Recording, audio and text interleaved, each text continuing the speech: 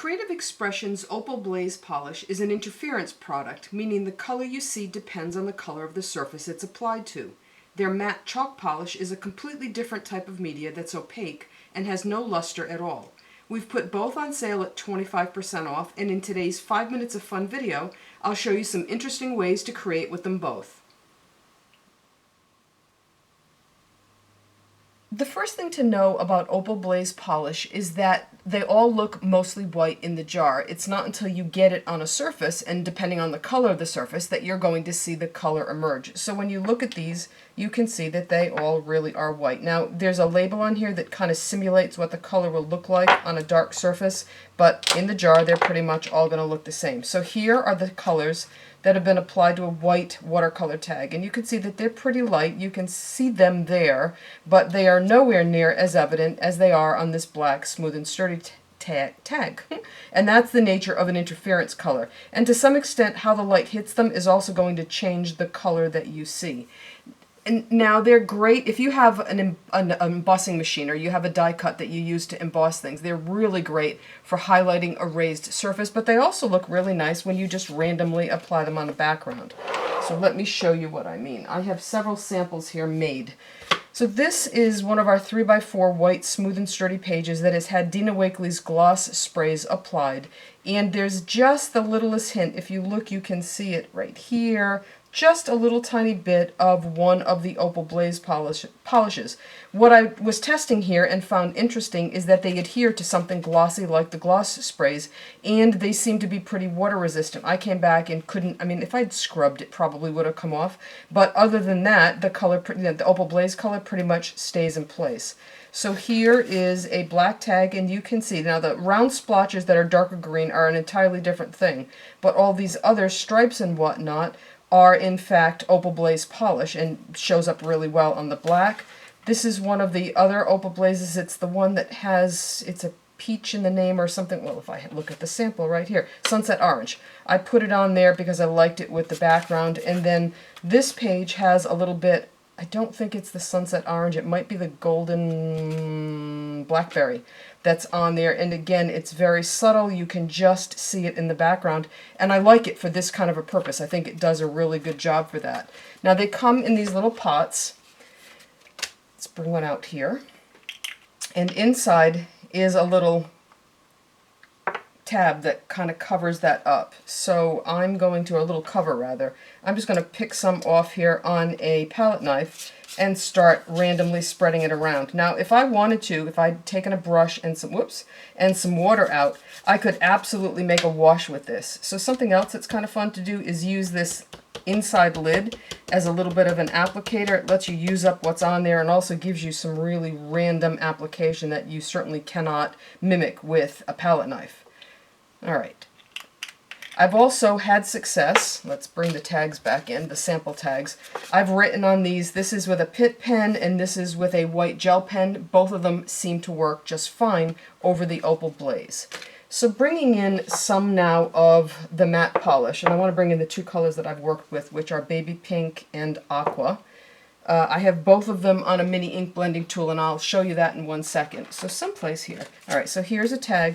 Now this is Marabou's art spray that's on the background, and though it's not glossy like the Dina Wakley gloss sprays are, it does have a little bit of a slick surface when it dries if you get it on there heavy enough. Again, the matte polish goes on there without any difficulty at all.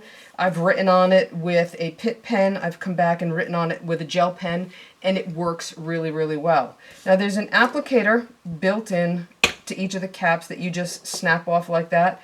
Quite honestly, I'll confess, I don't find this particularly easy to work with. I'm a big mini ink blending tool kind of girl. I find this, it's what I use for most things, and it's what I have found to be the most reliable for the way that I work. If you like the applicator, then by all means you should do that. So all of the colors, and if I bring them all in here, and I'm not going to get them all in, but they're all light to pastels, but they make good backgrounds. And the interesting thing is that you can apply multiple layers to get a little bit deeper color and some more opacity. And the same thing here, I'm not going to dip into this, tempting though it might be, I'm not going to dip into this with my finger. I'm going to go ahead and put a cap on. I don't put my fingers in any of these jars because if you do, you're liable to see a mold bloom and nobody wants that. Let's come back and just go ahead and get some color on here. Really easy to just go along and get a layer of color on here. It dries pretty quickly, so it doesn't take long before you can come back and either put another layer on, or you can do something fun, which I will do in 1 second when it dries, which is to put a little bit of the Opal Blaze on. That is what I did here. This is the baby pink with one of the colors of Opal Blaze. Now it's pretty subtle because this is such a light background, but it certainly is workable. If you want, again, you want more depth or you want more opacity, this is one of Elizabeth St. Hilaire's stencils with us. It's named Klimt Memories. If I plunk this back on this tag and mostly line it back up, what I did with the baby pink was apply a little bit by pouncing it on a mini ink blending tool through the openings of the stencil. If I want to deepen that color a little bit, let's get the cap back on, I can certainly do that. So if I grab, well, there goes the palette knife. I hope I don't need it again.